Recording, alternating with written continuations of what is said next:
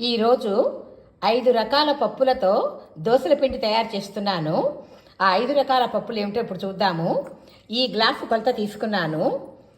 1 glass పచ్చిశనగపప్పు, 1 glass కందిపప్పు, 1 glass పెసరపప్పు, 1 గ్లాసు మినపగుళ్ళు, 2 గ్లాసులు బియ్యం తీసుకున్నాను.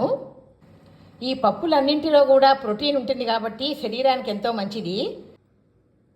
ఈ పప్పులన్నింటినీ కలిపి 6 గంటలు నానబెట్టాను.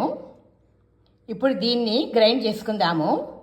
ఇలా గ్రైండ్ చేసేటప్పుడు పిండిలో కొద్దిగా ఉప్పు వేసుకోవాలి.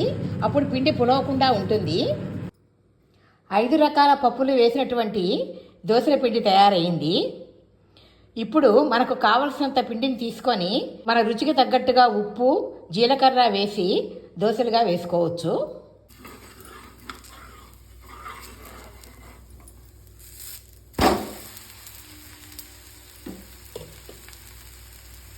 ఇష్టం ఉన్న వాళ్ళు ఈ దోశ మీద సన్నగా తరిగిన ఉల్లిపాయ ముక్కలు, అల్లం ముక్కలు వేసుకోవచ్చు, కొత్తిమీర కూడా వేసుకోవచ్చు.